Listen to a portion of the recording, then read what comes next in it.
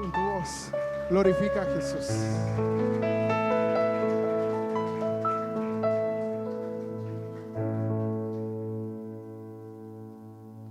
Amén. Hazle una pregunta a la persona que está cerca de ti. ¿En qué términos? Pregúntale, dile. A tu familia y al que está cerca de ti, dile, ¿en qué términos? ¿En qué términos qué? Eso que acabamos de decir, eso que nos acaba de exhortar el levita este. ¿En qué términos? El centro de mi vida es Jesús. El centro de mi vida es Jesús. Toda rodilla se doblará Y tú te confiesa.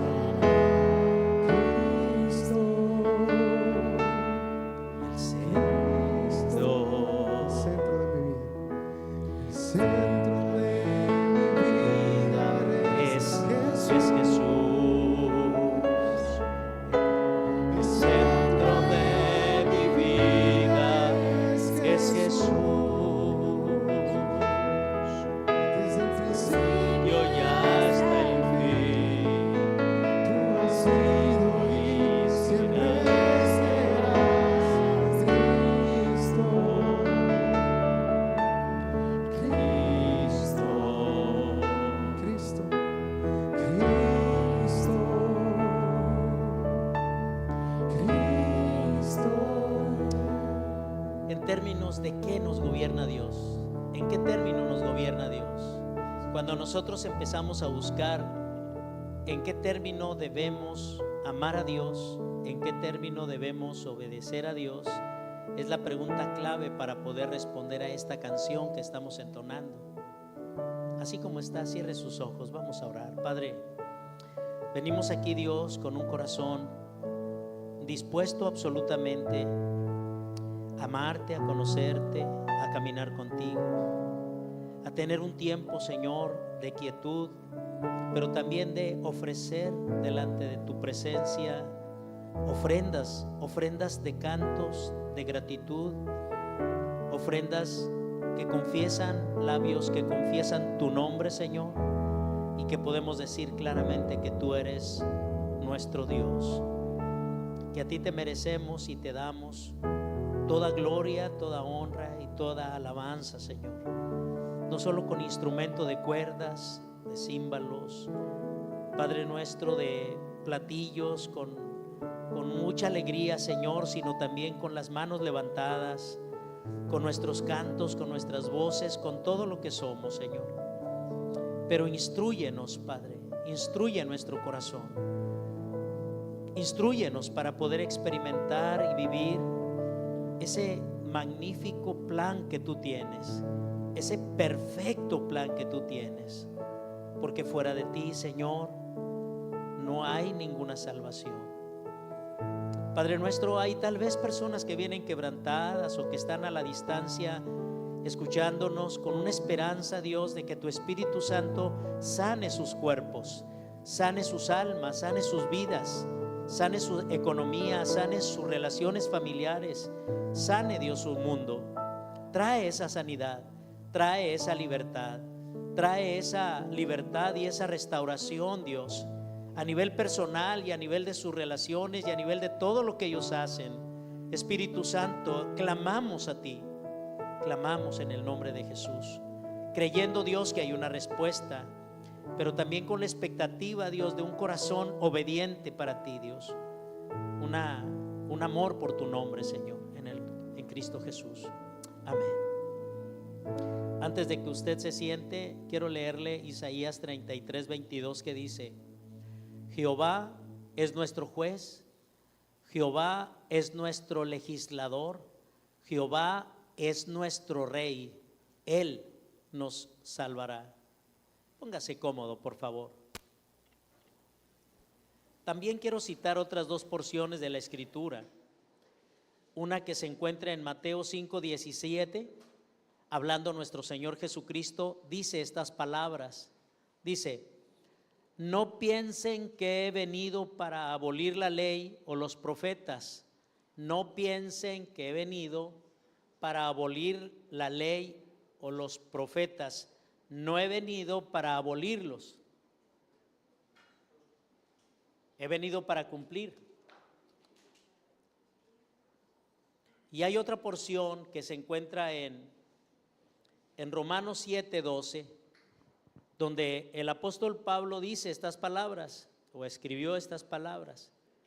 Dice: así que la ley es santa y el mandamiento es santo, justo y bueno. Yo quiero que usted observe esto,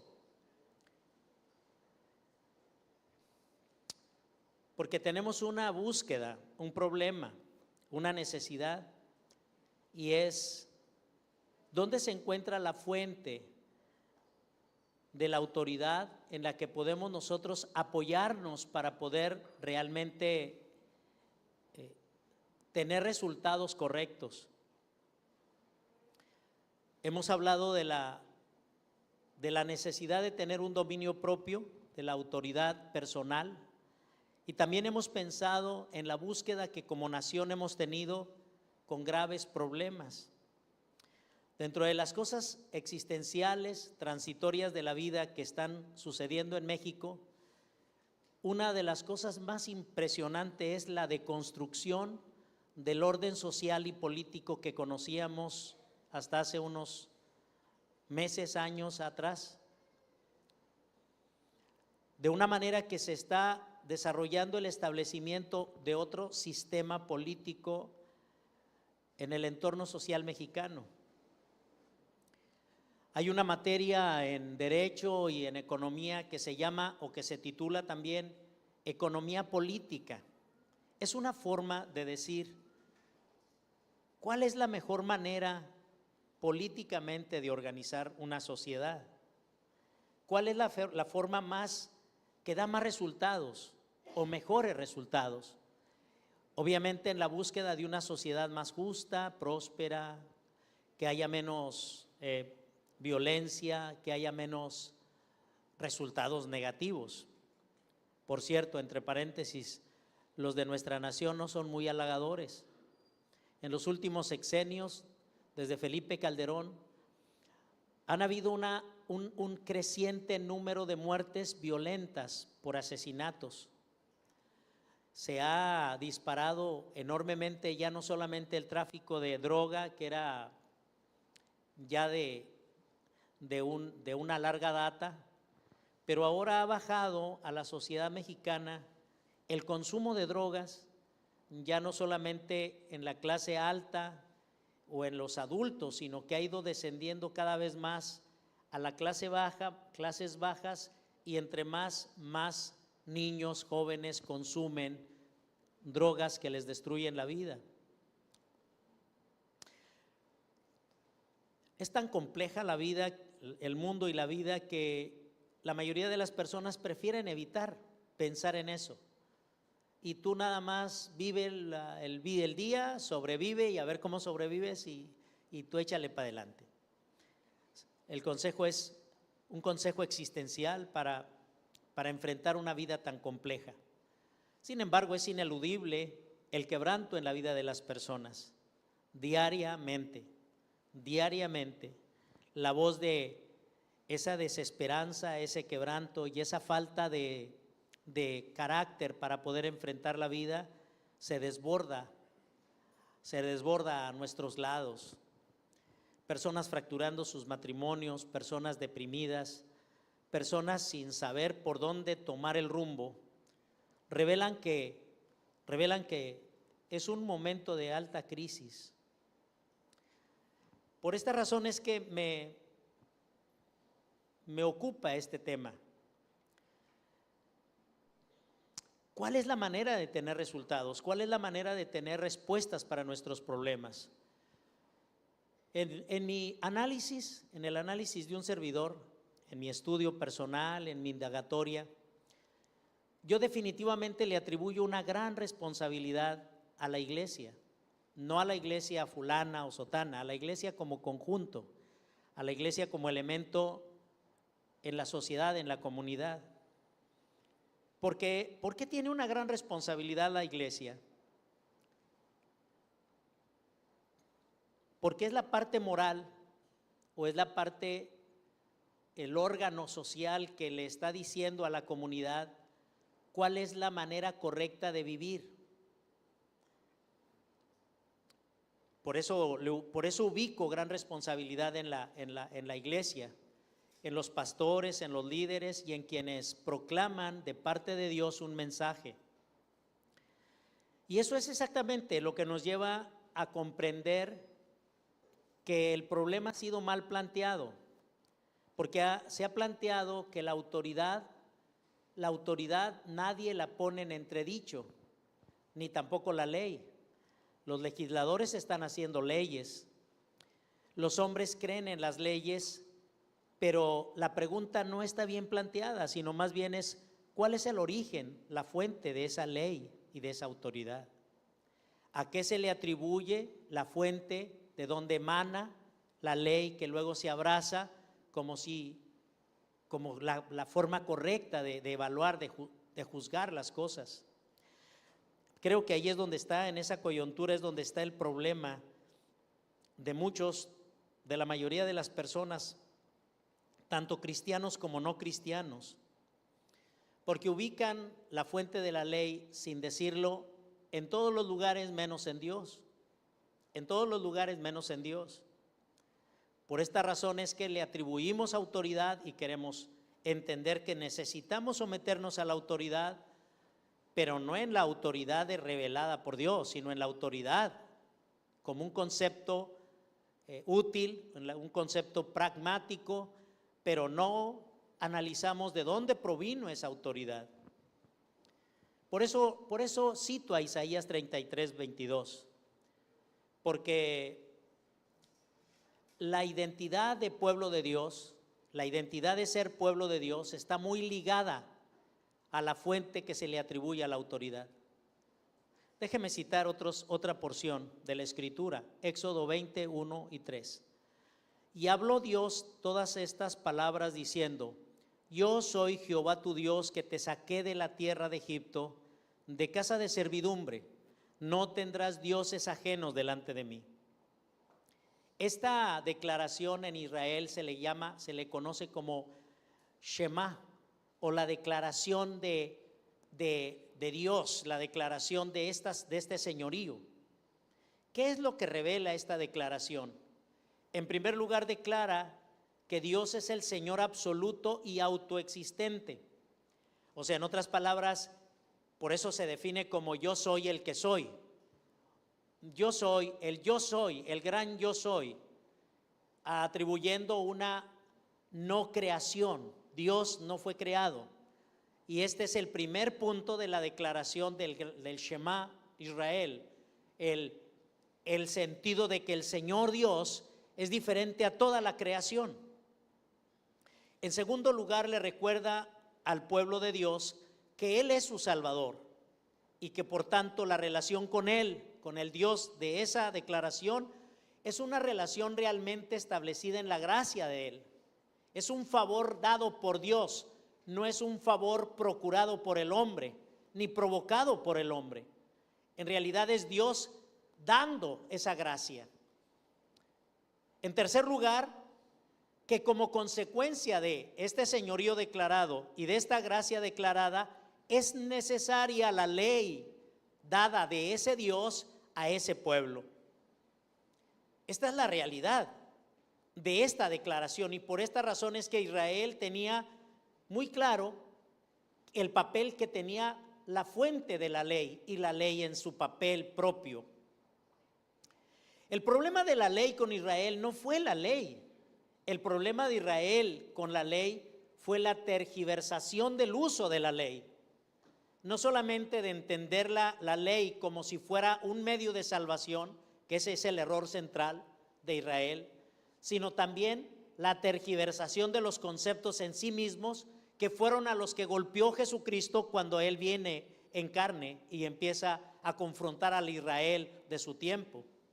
¿Qué está diciendo? Ustedes están diciendo cosas que no es el espíritu de la ley, pero en ningún momento tuvo la intención de abatir, de quitar la ley como elemento, ni quitarlo como el elemento dado por Dios, puesto que la ley se le da al pueblo por la gracia de Dios para que los hombres sean juzgados, para que sean traídos, para que sean enseñados.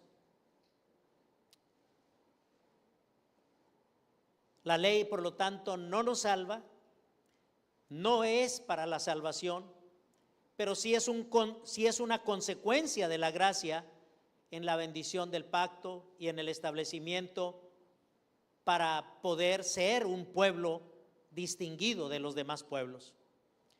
Y aquí está un punto importante de esto que hablamos, que el pueblo de Dios no se distingue por sus rasgos físicos. De hecho, el pueblo de Dios no es nunca definido en términos biológicos, o sea, de raza. No. Cuando caes en la tentación de pensar que la relación de la distinción de Dios es por la naturaleza biológica, caes en el tribalismo judío, en el celo judío, en la perversión judía que hace muchísimo daño y que es lo mismo, nada diferente a los nazis y nada diferente a otras desviaciones perversas que no son el corazón de Dios. No son el corazón de Dios. Por eso cuando plantean ustedes y piensan, oye, el conflicto entre Gaza e Israel, espérate, o sea, hay un mal planteamiento. Nunca va a haber solución en la tierra, nunca va a haber solución en la tierra cuando no reconocemos cuál es el verdadero árbitro para poder dirimir los problemas en la tierra.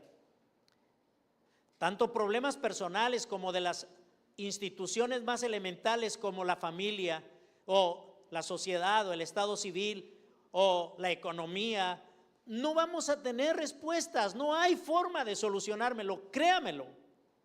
La ausencia de la ley de Dios como el árbitro para podernos decir en realidad dónde está el bien y dónde está el mal, nos va a dejar en una profunda y total confusión, y no solamente confusión, sino también división, que es lo que estamos viviendo hoy.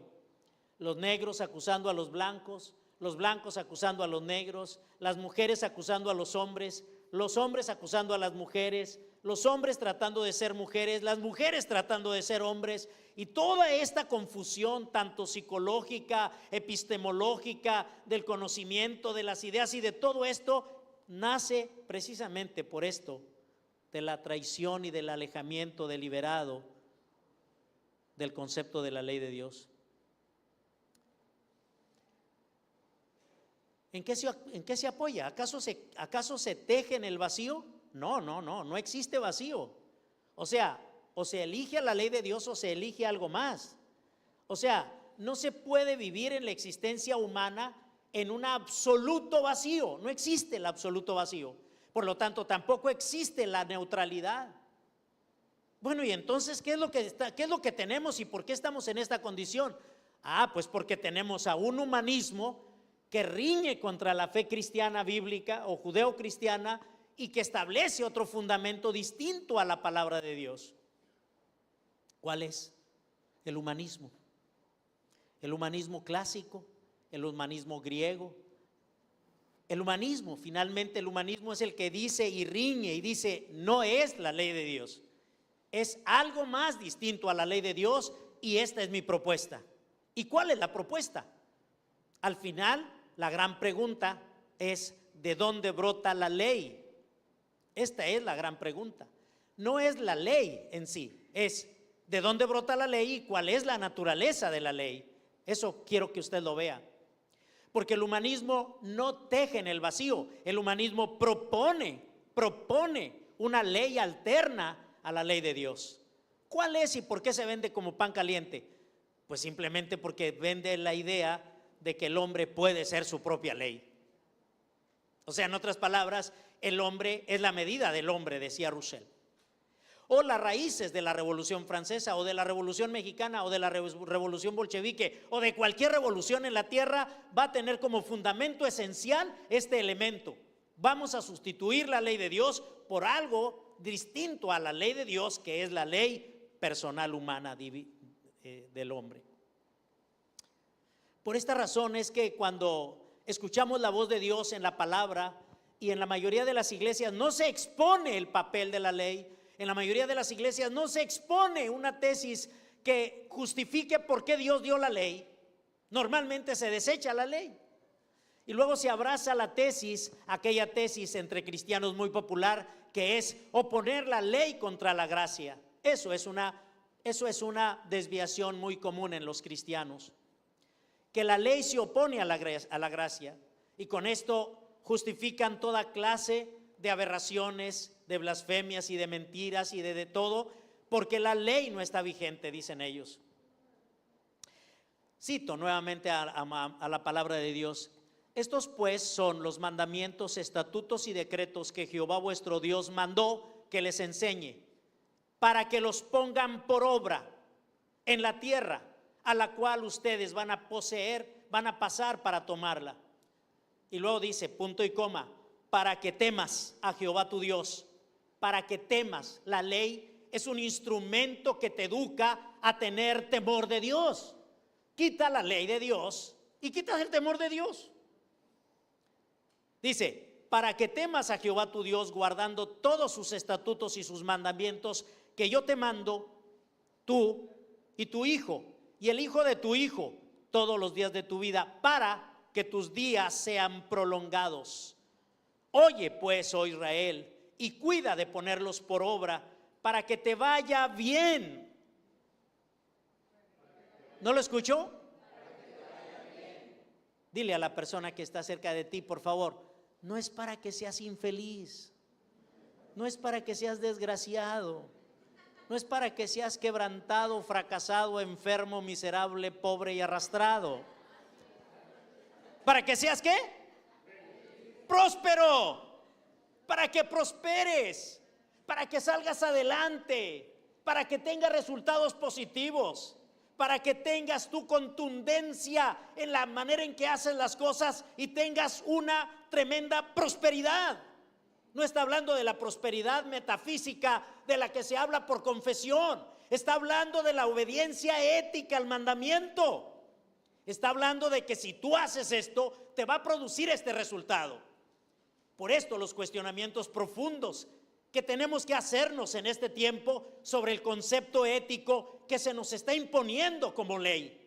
Ya la ley en sí misma observada, primero tenemos que observar su origen, de dónde proviene eso, y después analizar el texto de sí mismo.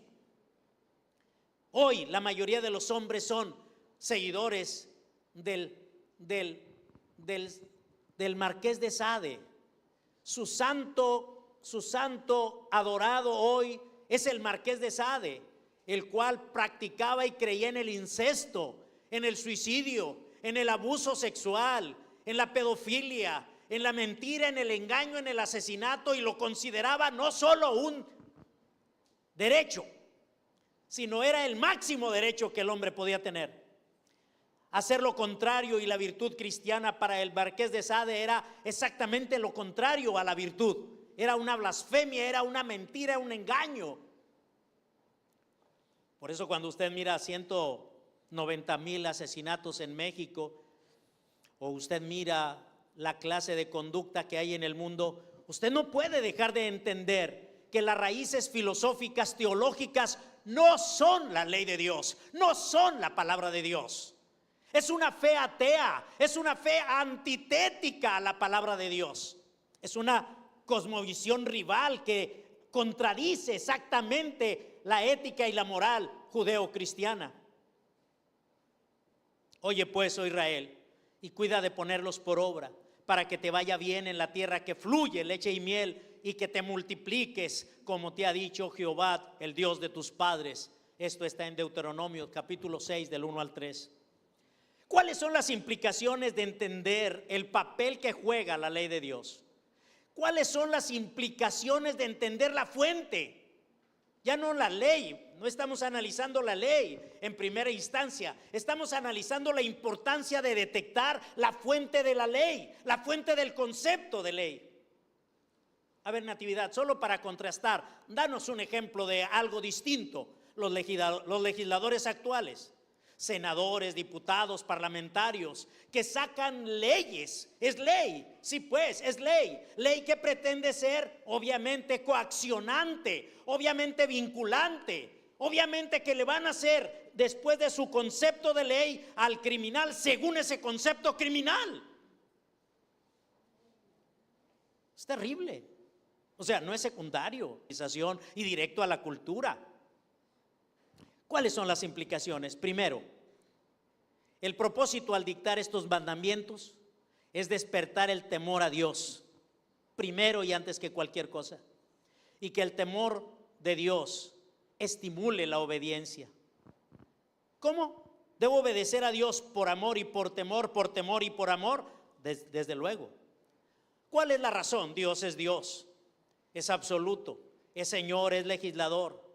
El temor a Dios es la esencia de la cordura y del sentido inteligente de la vida. Quita tú el temor de Dios, quítalo por favor, y vas a caer en la esquizofrenia, en la locura, en la demencia. Vas a caer en el suicidio, vas a caer en la depresión, vas a caer en toda clase de desvíos que van a perturbar la vida. Es amar la muerte. Déjame decirte la segunda implicación. Cuando se mantiene el temor a Dios, viene como consecuencia natural, o sea, propia de eso, prosperidad y el crecimiento de la nación, de la sociedad. ¿Por qué razón? Porque está muy vinculado al pacto, el pacto de Dios que da la ley y que como consecuencia produce el desarrollo. Claro, si tú vas a Sinaloa hoy, desde luego que lo vas a ver. No, claro que no. Natividad, no hay estabilidad. Exacto, no hay estabilidad. Cuando nosotros pensamos que la economía que nace de la violación a los principios de Dios va a ser en algún momento próspera, usted está soñando. No es verdad, no es verdad. La economía producida por el narcotráfico, la pedofilia o la trata de personas o el abuso de menores nunca va a producir paz, nunca va a producir un crecimiento de las personas. Pero todo empieza en el temor de Dios. Por esta razón es esta segunda implicación, que es necesario conservar el temor y la obediencia de generación en generación. Esta es la razón por la que los padres tienen la obligación de sentarse con sus hijos e instruirlos en el temor de Dios. No hay una forma, no es la escuela, no es la universidad, no es la calle la que debe darnos este temor de Dios. Es en la casa, es en donde hay límites, donde el padre le dice al hijo, no es así, hijo. No es por ahí, hijo, es por acá. Este es el límite, Dios lo estableció y yo lo respeto y mírame, yo lo respeto y tú lo respetas. En Deuteronomios capítulo 6, versículo del 4 al 9, hay una declaración central y básica. Dice, oye Israel, Jehová nuestro Dios, Jehová uno es. Y amarás al Señor tu Dios de todo tu corazón y de toda tu alma y con todas tus fuerzas, y estas palabras que yo te mando hoy estarán sobre tu corazón, y las repetirás a tus hijos, y hablarás de ellas estando en tu casa y andando por el camino, y al acostarte y cuando te levantes, y las atarás como una señal en tu mano, y estarán como frontales entre tus ojos, y las escribirás en las postes de tu casa y en las puertas. Esto es realmente lo que Israel cada mañana recordaba. Es una declaración. Por eso, ¿qué es el Shema de Israel? Es una declaración diaria de que Jehová es nuestro Dios, de que Él es nuestro Salvador, de que Él es nuestro libertador, de que Él es el origen de nuestra ley.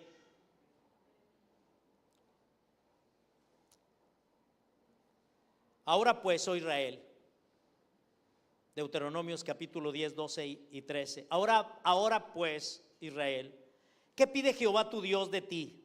Sino que temas a Jehová tu Dios, que andes en todos sus caminos y que lo ames, y que le sirvas a Jehová tu Dios con todo tu corazón y con toda tu alma, y que guardes los mandamientos de Jehová y sus estatutos que yo te prescribo hoy para que tengas prosperidad. Otra vez, para que tengas prosperidad. ¿Jesús reconoció esto? Claro que sí. En Mateo 22:37, Jesucristo hizo referencia directamente a esta porción de Deuteronomios. Amarás al Señor tu Dios con todo tu corazón, con toda tu alma, con toda tu mente, con todas tus fuerzas. Mateo 22:37, también Marcos 12:30 lo cita, y también el evangelista Lucas lo hace. Es el principio esencial y básico del espíritu, del corazón de la ley.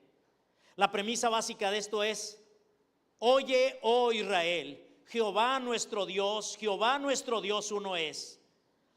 A eso, ¿qué sería la afirmación de la iglesia? La afirmación de la iglesia sería: adoramos a un Dios en Trinidad y en unidad, y a una Trinidad en unidad. Dios es trino y es uno, Dios es uno y es trino. ¿Esto qué contrarresta? Pues contrarresta el politeísmo, la diversidad de dioses. Dios es uno, Dios no es muchos dioses. Es la fe en la unidad de la divinidad, Dios Padre, Hijo y Espíritu Santo, en oposición a ¿qué? Como algunas corrientes piensan que nosotros somos politeístas y que el Padre es y el Hijo es y el Espíritu Santo es, tres dioses completamente diferentes.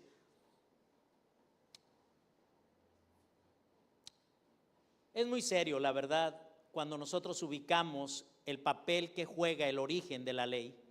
Yo quiero que usted ponga toda su atención y que hoy se vaya de esta reunión con un énfasis básico: el origen de la ley. ¿De dónde va a brotar mi obediencia, mi amor? ¿Hacia qué voy a temer? Por eso estaban cantando los muchachos y estaban diciendo que Él gobierne.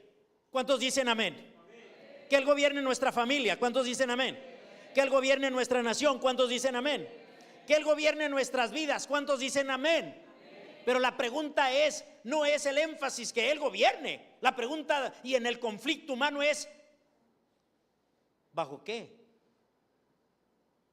Presupuestos. O sea, ¿cuál es? A lo que yo como sumiso, obediente, me tengo que ajustar. Es ahí donde está el problema. Usted pregúntele a cualquier cristiano en el mundo y dice eso, amén. Pero cuando ya le preguntas, dice, está bien, ¿a qué? ¿En qué términos? ¿En qué términos? Natividad, no te estoy entendiendo nada. A ver, yo me casé con Gabriela, mi esposa, y me casé con ella en ciertos términos. ¿Cuáles eran los términos? Prometo amarte, honrarte, cuidarte en las buenas, en las malas, en enfermedad, en prosperidad, en escasez. Prometo. Estos son términos. ¿En qué términos? Si no hay términos, no hay nada. Si no hay nada de términos, ¿a qué me sujeto? ¿A qué? ¿En términos de qué me comprometo? Cuando hay esa borrascosa línea completamente gris, indefinida, cualquiera se casa. ¿Cuántos dicen amén? Nos juntamos, nos arrejuntamos y ahí caminamos. ¿Y bajo qué? No, ahí vemos. Usted no es profeta y no necesita ser profeta para decir que eso no va a prosperar. Son escasísimos los casos que prosperan ante una relación así. Escasísimos, yo diría casi nulos. Porque no hay razones, no hay una definición de compromiso. ¿Exactamente en qué términos? Déjeme analizar junto con usted cosas muy prácticas, cosas que implican, o sea, las implicaciones de relacionarnos con Dios como el dador de la ley, primero. ¿Cuántos están de acuerdo? ¿Cuántos quieren eso? Levanten la mano los que están dormidos.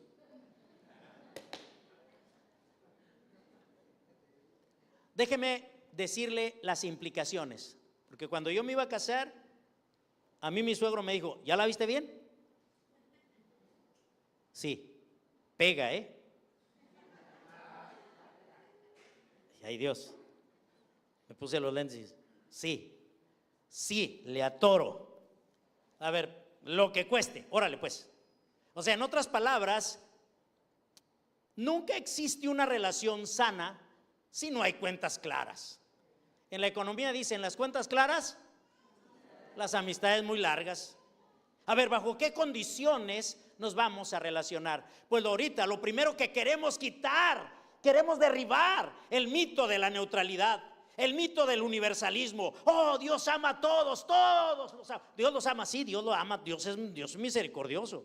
Pero que tenga una relación comprometida con alguien, hay términos. Y esos términos están revelados. Por lo tanto, la primera implicación de esta declaración de Dios es un Dios, una ley. Dígalo conmigo. Un Dios, una ley. ¿No lo escucho? Pero, Natividad, ¿qué implica eso? Se lo traduzco. Es una declaración de un orden moral absoluto al cual el hombre debe someterse. Punto. Dios no está diciéndote, a ver, tú fuiste a estudiar psicología, sociología y tratamiento de traumas. Dime cómo voy a decirle a mi pueblo cómo debe comportarse. Aconséjame, por favor. Él no está diciendo eso. Él dice, esta es mi ley. Es un orden debido a que Dios es uno, por lo tanto, mire la implicación derivada de ahí, que la verdad es una. La verdad en este sentido es consecuencia de la declaración del dador de la ley. La verdad, esta verdad única, es la verdad de Dios y es lo que le da coherencia, a la vida. La unidad de la verdad aparece en la unidad y en la coherencia de la ley.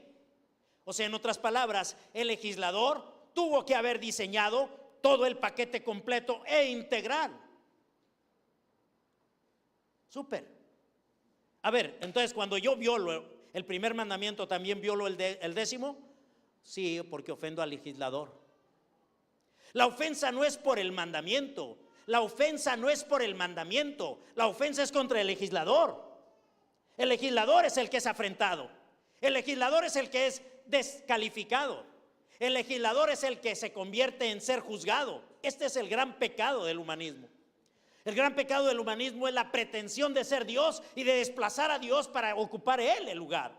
Y decir, Dios, tú no sabes juzgar. Déjame decirte cómo debe ser. Por lo tanto, en el caso de la naturaleza del juzgador y de su ley, en lugar de darnos diversos orígenes de leyes aisladas o diversas, Dios y su palabra son uno. Su ley es una. Ante esta revelación tan poderosa, ¿qué es lo contrario? Diferentes fuentes de ley y diferentes dioses. A eso se le llama politeísmo. Natividad, ¿qué estamos viendo? Un politeísmo. Politeísmo político, politeísmo religioso, politeísmo, porque están diciéndonos que hay diferentes orígenes de ley que tienen diferentes autoridades. Ya nos perdimos, porque no entendemos cuál es la autoridad y a veras autoridad. Ahora, en el universo hay algún lugar de vacío de autoridad, ni en el narco hay. No existe, ni en el mundo más criminal existe el vacío de autoridad. Pero la pregunta es, bueno, ¿y quién define la ley en ese mundo tan caótico? Ahí es donde está el punto. Por eso tenemos la crisis política que tenemos, la crisis religiosa y la crisis en el orden social. Porque se casa directamente con una idea donde se desecha a Dios como absoluto y soberano dador de la ley y se establece a alguien más distinto a Él. Déjeme decirle el segundo implicación. Un Dios absoluto e inmutable implica una ley absoluta e inmutable. Una ley absoluta e inmutable. Estudié leyes y el derecho que nosotros se enseñan en las universidades y que se ha abrazado como el instrumento para poder dirimir el orden social, organizar y todo, se le llama derecho positivo. Y derecho positivo es, en palabras de esa disciplina, es que el origen de la ley no viene de absolutos permanentes, absolutos que están ahí. No. La ley es plástica, evolutiva, varía, se puede vacilar, se puede alterar, y entonces tenemos más complicaciones que soluciones. La razón es que la ley de Dios no está en la cultura como predominante Señor. No está. Ni siquiera los cristianos creen eso.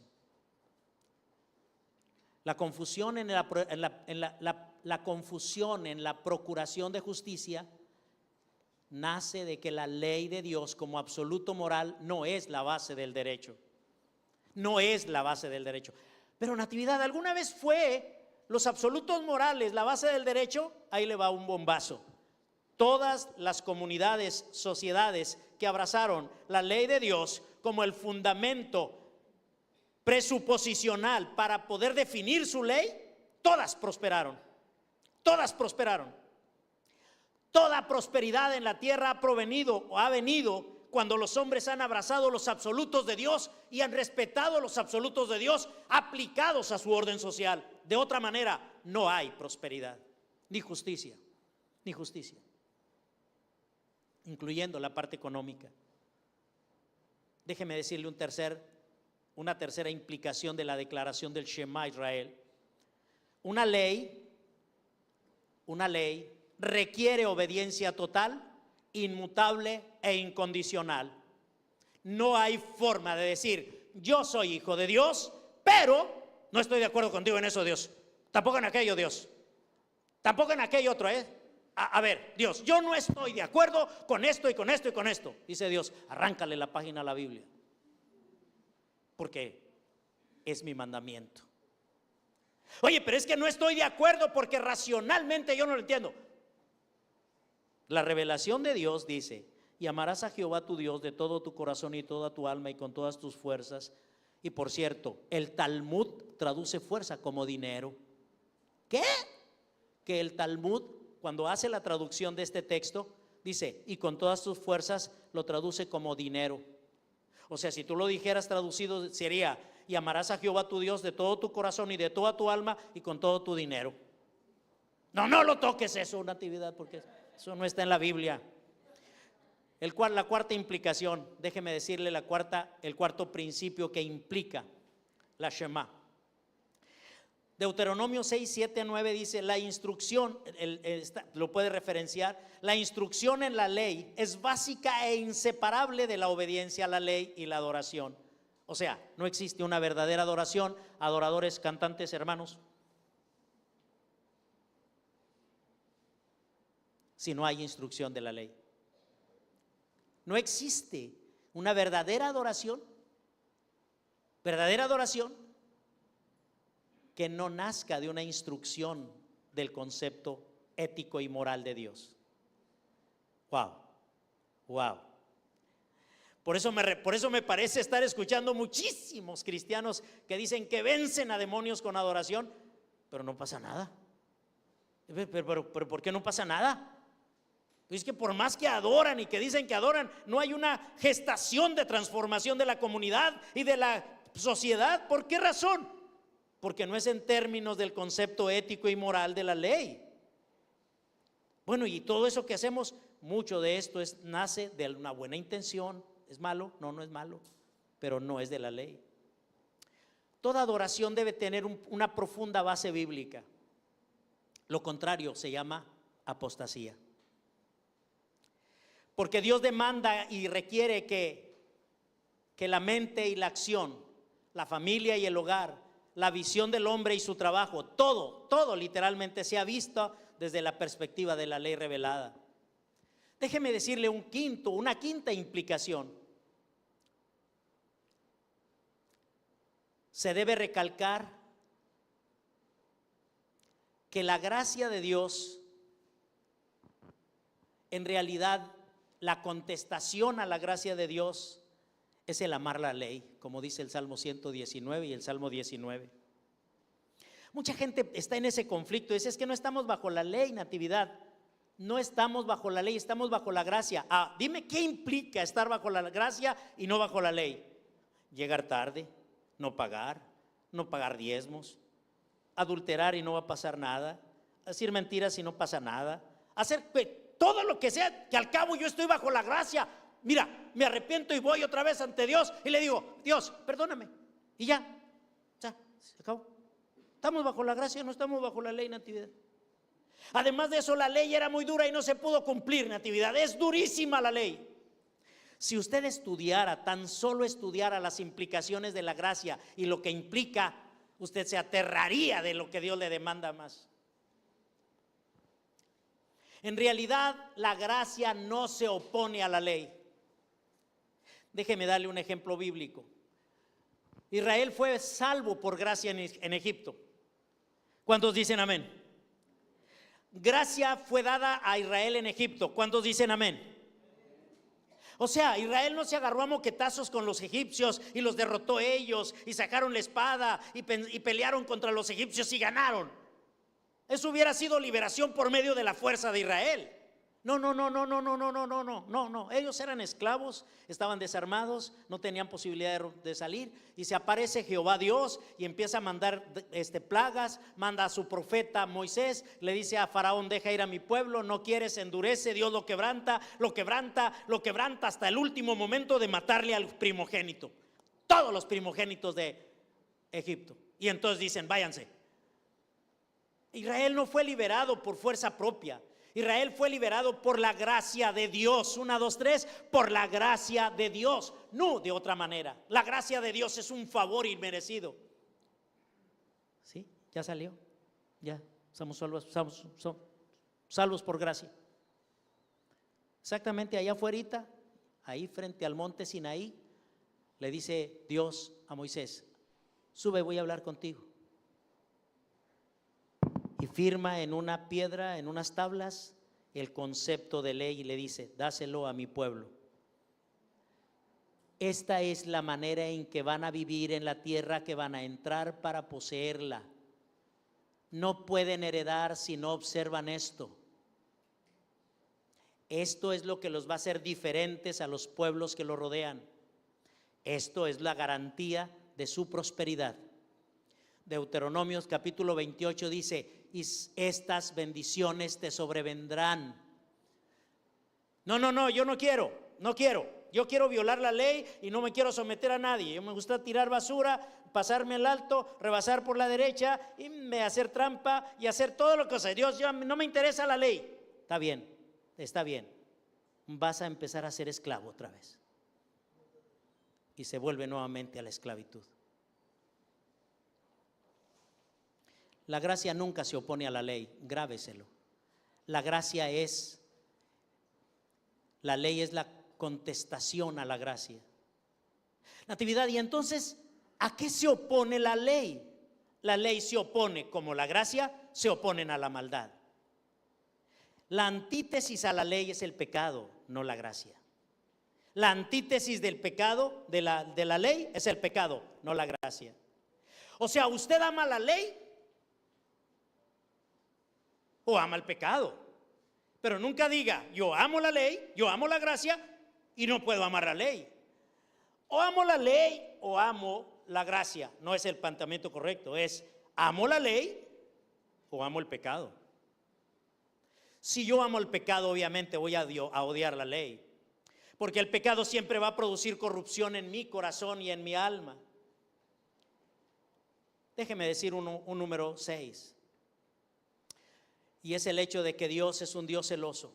Déjeme citar. Cuando Jehová tu Dios te haya introducido en la tierra que juró a tus padres Abraham, Isaac, Jacob, que te daría, en las ciudades grandes y buenas que tú no edificaste, y casas llenas de todo bien que tú no llenaste, y cisternas cavadas que tú no cavaste, viñas y olivares que no plantaste, y luego comas y te sacies, cuídate de no olvidarte de Jehová, que te sacó de la tierra de Egipto, de casa de servidumbre. A Jehová tu Dios temerás y a Él solo servirás, y por su nombre jurarás. No andarás en pos de dioses ajenos, de los dioses de los pueblos que están en vuestros contornos. Porque Dios, el Dios, Jehová tu Dios es Dios celoso, en medio de ti está, para que no se inflame el furor de Jehová tu Dios contra ti y te destruya sobre la tierra. Sin un Dios celoso personal, señores, no es posible justicia. el celo de Dios es la garantía de la justicia.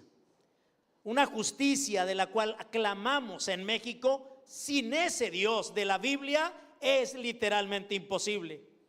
Una justicia impersonal en un mundo de personas que quieren decir que el mal, como es personal, puede escapar a la red de la ley y reinar y reír triunfante, es falso. Pero el Dios celoso previene toda prosperidad de los malvados. Dios es un Dios personal, celoso. Déjeme citar a Lutero aquí, que me parece muy interesante su comentario.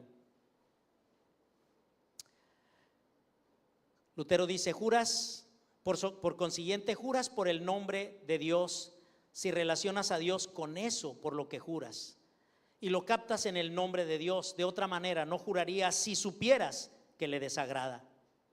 De otra manera similar, sirves solo a Dios cuando sirves a los hombres en su nombre, en el nombre de Dios. De otra manera no le sirves, no le servirías. Por tal juramento reservas tu servicio solo para Dios y no eres atraído a una obra o juramento impíos. Así como Cristo dice en Mateo 23, estoy citando a Lutero, que el que jura por el templo y el altar y el cielo, jura por Dios, y prohíbe por jurar por Jerusalén o por la cabeza de uno o por el cielo o por cualquier otra cosa, porque en todo esto uno jura por Dios. ¿Qué significaría jurar de otra manera? Jurar frívolamente por Dios y de manera vana es exactamente tomar el nombre de Jehová en vano. No lo hagas.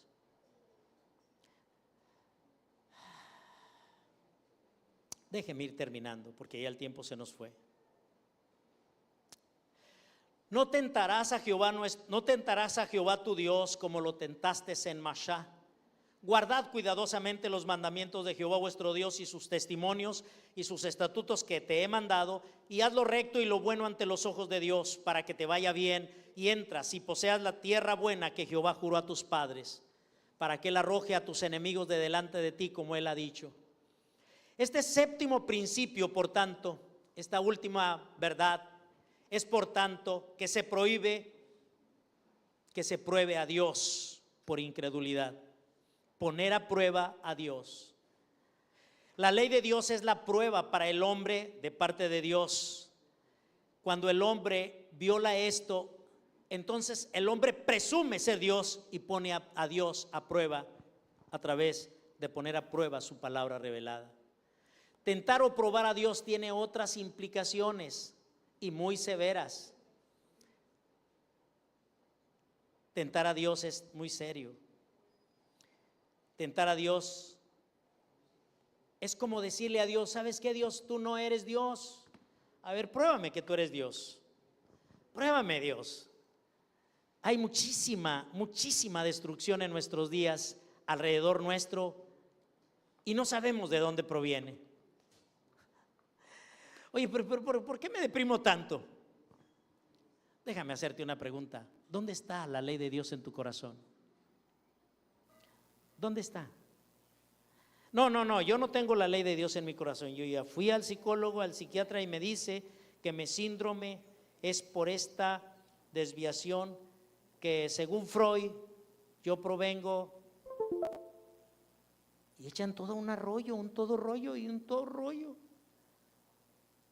Y luego le dices a la gente: oye, ¿y no será porque violas los mandamientos de Dios? No. Eso es religioso, eso es legalismo, eso no. Y siguen buscando y hurgando en la basura para tratar de encontrar respuestas a su problemática vida y a su mundo caótico. Dicen tú: pero es que realmente mis problemas provienen. Mira, yo ya fui a un psicoanálisis y me metieron hasta el vientre de mi madre, y ahí yo sentí que mi padre me rechazó. Qué grueso, ¿eh? No, pues así nunca hay respuestas. No hay forma de trascender. No hay forma de solución, de veras, créanmelo. Hay muchas personas que han creído esas cosas, pero tan a pie puntillas, que no hay cuestionamiento para ellos. es que esto es lo que dice el psicólogo, esto dice el psiquiatra, y ves de dónde proviene la fuente de la autoridad donde ellos se apoyan, y es el humanismo y es esto y aquello. Y luego les dices, pero mira, arrepiéntete de tus pecados, vuélvete a Dios en sus términos. No. Yo estoy enojado contra Dios, contra mi padre, contra mi madre y contra todo el mundo. Y empiezan a buscar respuestas que no encuentran nunca respuestas. Es un suicidio, créanme, una locura, una esquizofrenia. Dígalo conmigo en voz alta. Mucha paz. ¿No lo escucho? ¿No lo escucho? ¿Perdón? Dígalo fuerte. Tienen los que aman tu nombre y en tus mandamientos se deleitan. Mucha paz tienen los que aman tu nombre y en tus mandamientos se deleitan. Póngase de pie, por favor. Tal vez está pensando en su corazón y en su cabecita, Natividad, ¿y Cristo dónde queda en todo eso? Cristo es el mediador, sacerdote, juez, legislador del que hablaba Isaías. Es el mismo. Ahora véalo a Cristo. Cristo está a la diestra del Padre, pero Él no viola la ley. Por eso cité lo que Él mismo dijo: yo no he venido a abrogar la ley. Yo no he venido a quitar la ley. Yo no he venido a desaparecer la ley. Yo he venido a confirmar la ley. O sea, en otras palabras, Jesucristo está diciendo: la solución éticamente sigue siendo la misma definición ética que el Padre ya reveló. Ahí está la respuesta.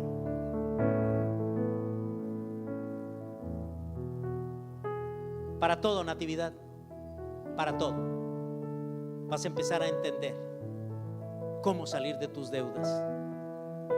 De veras, créele a la ley de Dios. Y luego, Natividad, pero ¿cómo puedo tener una relación profunda con mi esposa? La ley de Dios te va a enseñar, y entonces va a tener significado. Hoy, Natividad, y la educación va a tener significado, y la esperanza del futuro va a tener significado. Entonces vas a tener autoridad en ti, vas a tener autoridad porque te estás apoyando en un concepto ético moral, no de ti, sino de Dios. Y entonces va a empezar a resplandecer. Otra vez hágase la pregunta en voz alta, por favor. 1, 2, 3. ¿En qué términos? ¿No lo escucho? Cuando usted salga de esta reunión, váyase meditando. Yo he dicho que amo a Dios. Ajá. ¿En qué términos? ¿En qué términos? Es que yo quiero obedecer a Dios. Es que yo quiero amar a mi esposa. Es que yo quiero pertenecer a la iglesia. Es que yo quiero el bien de México. ¿En qué términos? Defina en qué términos para que le ubique usted a qué le está atribuyendo autoridad. Nadie más va a salvarnos. Él es nuestro legislador, Él es nuestro juez, Él nos salvará. Ore conmigo. Padre bueno, gracias porque tu palabra es la verdad y tu palabra nunca vuelve vacía. Oramos a ti suplicándote el favor de tu Espíritu Santo en el guiarnos en tu palabra. Pon paz en el corazón de cada familia, Señor, y la convicción y la determinación, como tú lo estás haciendo, de levantar hombres jóvenes, hombres adultos, varones y mujeres también, Señor, con una determinación de amar tu palabra, Señor. Y sé que lo estás haciendo, porque yo lo veo, Dios.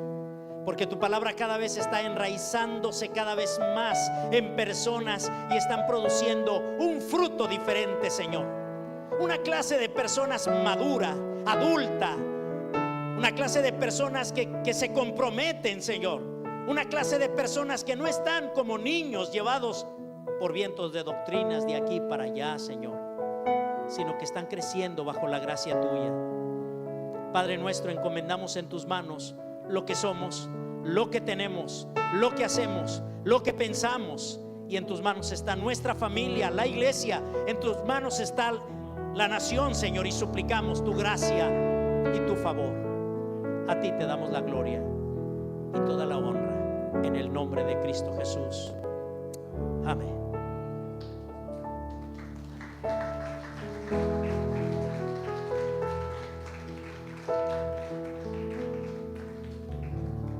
¿Cuántos creen que Dios sigue hablando? Él está hablando a nuestros corazones, amigos y hermanos. Bueno, pues despedimos a las redes sociales, ¿verdad? Le damos gracias por este tiempo. Tome su lugar un momento mientras despedimos. Le damos gracias a las redes sociales. Comparta nuestras transmisiones. Por ahí hacen edición, ¿verdad? Los fines de semana. Y usted puede compartir ya la conferencia recortada. Está en YouTube y está en Facebook. Gracias. Dios les bendiga.